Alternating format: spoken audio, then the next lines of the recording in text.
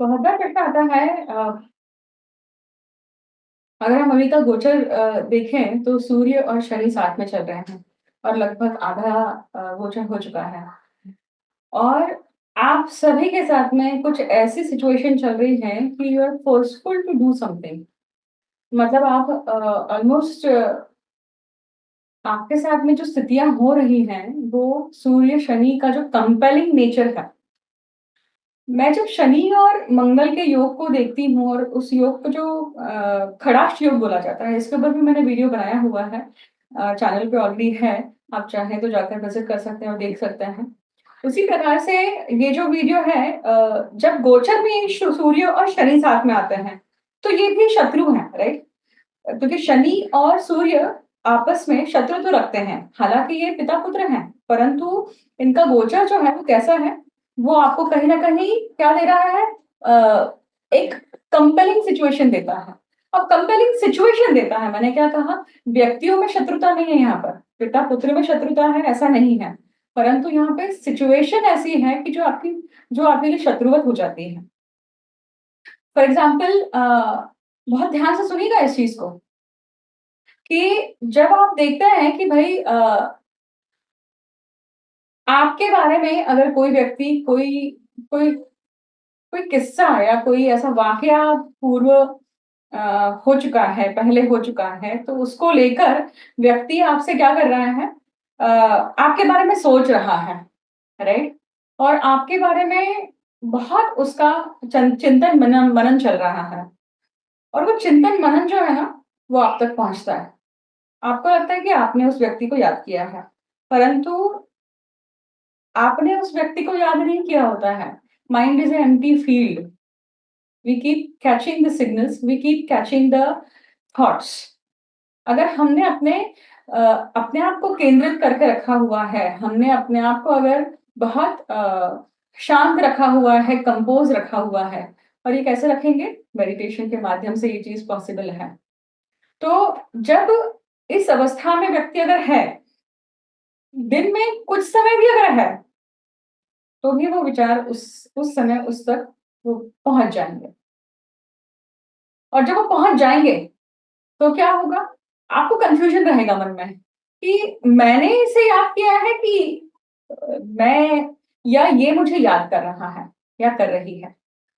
परंतु विचार तो है उस व्यक्ति को लेकर, और वो विचार के साथ साथ ये भी है कि किस चीज के कारण वो विचार है, कौन सा टॉपिक है।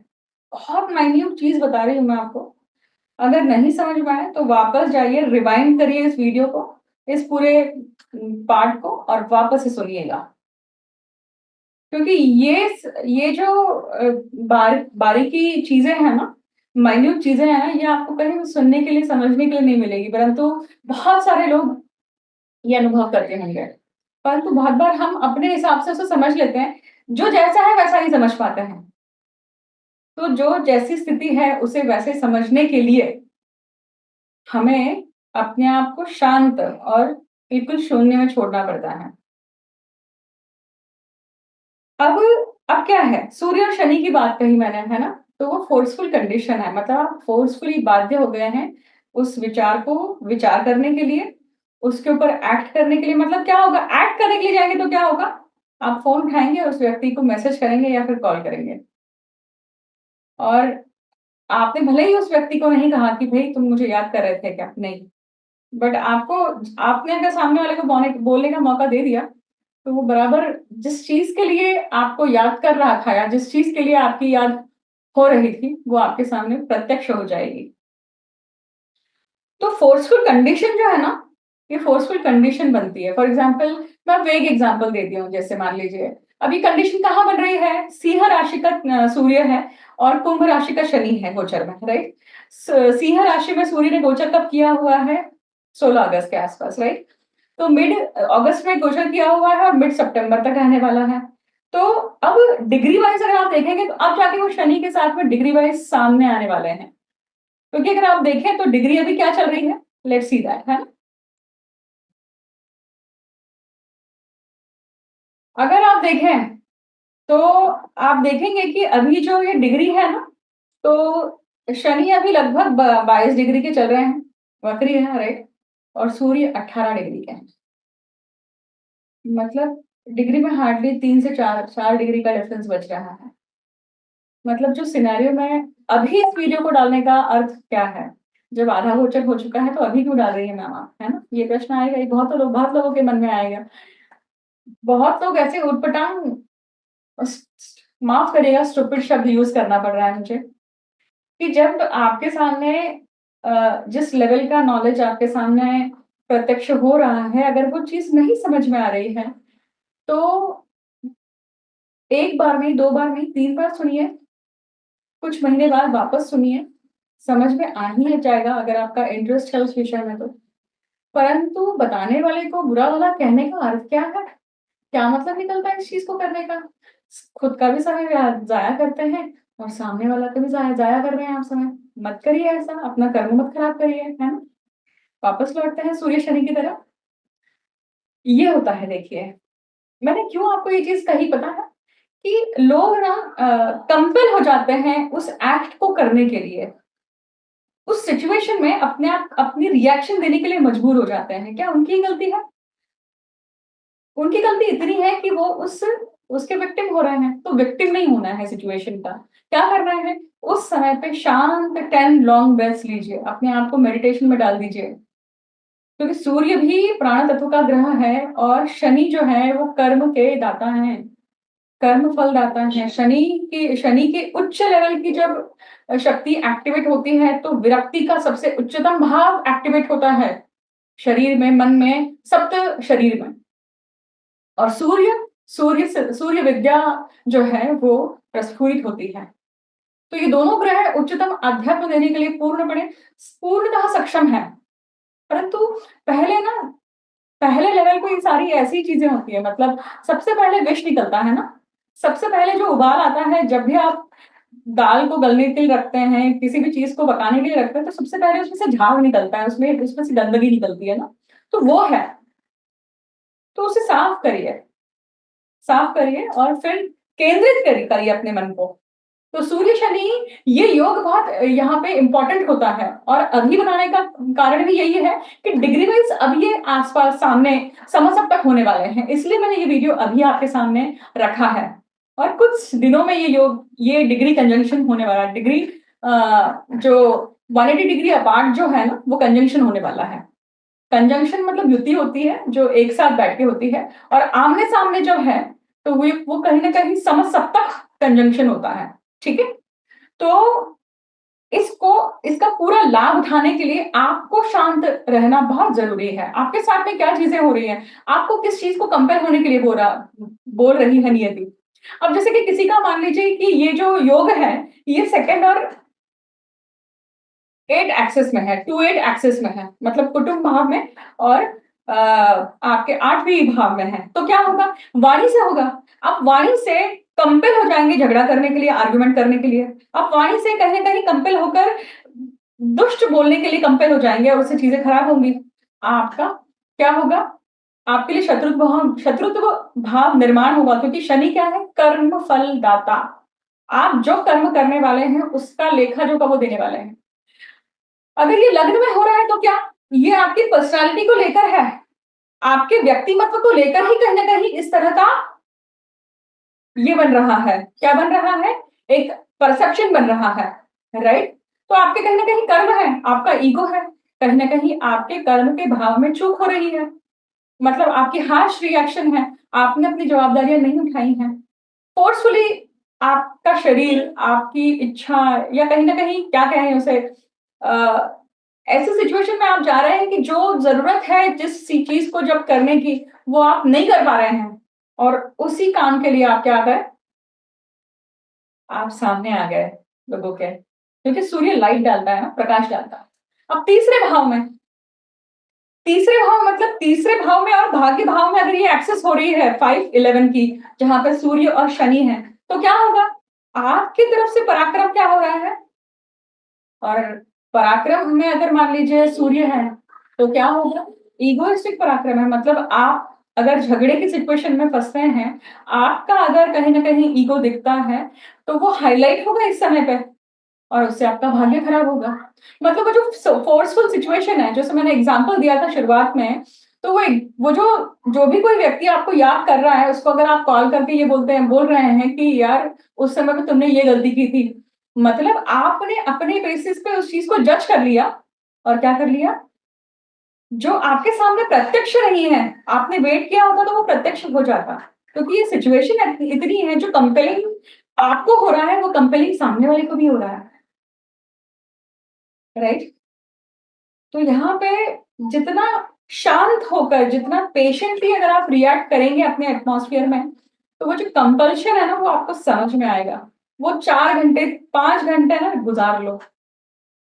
अभी अगर मान लीजिए 410 एक्सेस में है, तो आपके सुख को लेकर है, आपके कर्म को लेकर है, आपकी माता को लेकर है, आपके वास्तु को लेकर होगा, राइट। मतलब मेनली मैं कहूंगी कि सुख, क्योंकि सुख भाव में अगर मान लीजिए यहाँ पे सूर्य है, मतलब सिंह राशि सूर्य, सिंह राशि का सूर्य आपके चतुर्थ भाव में, तो क्या यहाँ पे घर में वो वातावरण हो रहा है जहां पे आपके सुखों को तिलांजलि लगने वाली है। कुछ ना कुछ आपसे कंपेलिंग ऐसी चीजें होने वाली है, ऐसा बर्ताव होने वाला है जिसके कारण सुख शांति भंग होने वाली है। वो फिर आपकी कोई आदत हो सकती है, वो आपका कोई नेचर का भाग हो सकता है। इंट्रोस्पेक्शन करिए, आपको समझ में आ जाएगा। अगर ये 5-11 एक्सिस में है, तो 5 मतलब पंचम भाव संतति का और इंटेलिजेंस का है। और मैं यहाँ पे खास करके सूर्य शनि का जो योग बता रही हूँ, वो क्या है, वो ये बताता है कि कहीं ना कहीं ये सिचुएशन को लेकर है। तो 5-11 एक्सिस में मतलब बुद्धि और लाभ को लेकर ये चल रहा है। तो बुद्धि के स्थान पे अगर सूर्य है तो क्या होगा, बुद्धि में सूर्य की जो तेजस्विता है वो नहीं आ रही है। तेजस्विता आने के लिए पहले आपको शांत रखना पड़ेगा, राइट। क्योंकि बुद्धि में अगर ईगो आ गया तो आप वो चीजें नहीं देख पाएंगे जो देखना है, और जो चीजें नहीं देख पाएंगे तो लाभ नहीं होगा। और वो सारी चीजें अगर आपने देख ली जो बियॉन्ड है, बहुत बार सिचुएशन को शांति से असेस करना होता है, उसके बाद में हमें समझ में आता है कि एग्जैक्टली करना क्या है, और फिर आपको उसका फायदा होता है। परंतु ये तभी होगा जब आप शांत रहेंगे, या जब आप वो कंपल्शन वाले फेज में है ना, जस्ट सेल थ्रू इट। बुद्धि को वहां पे डाइवर्ट करके क्या करना है, प्राणायाम करिए, अनुलोम विलोम करिए, नाड़ी शोधन क्रिया करिए, बहुत फर्क होगा उससे। और अब यही मान लीजिए कि ये छठवें और आपके 12वें भाव में हो रहा है, तो छठवें और 12वें भाव में जब ये सूर्य और शनि का योग है, मतलब समसप्तक है, तो क्या होगा, यहाँ पे पेंडिंग कर्म के भाव में ये एक्सेस बन रहा है। मतलब आपसे कोई ना कोई आपसे अपेक्षा कर रहे हैं। कौन अपेक्षा कर रहे हैं, वो हो सकता है कि वो आपके ऑफिस एनवायरनमेंट में हो, आपका रूटीन, आपके रूटीन को लेकर भी आपको बहुत सारी चीजें सुनने के लिए मिलेंगी अभी, कि आपके रूटीन को आपने किस तरह से खराब किया हुआ है, उसका इम्पैक्ट आसपास के लोगों पर, आसपास के फैमिली मेंबर्स पे, आपके खुद के हेल्थ पे, सब पे कैसे हो रहा है। आप सजग होकर शायद अपने हेल्थ को लेकर सोच रहे हैं, you compelled to do that now, परंतु उस चक्कर में बाकी चीजों पे दुर्लक्ष्य हो रहा है।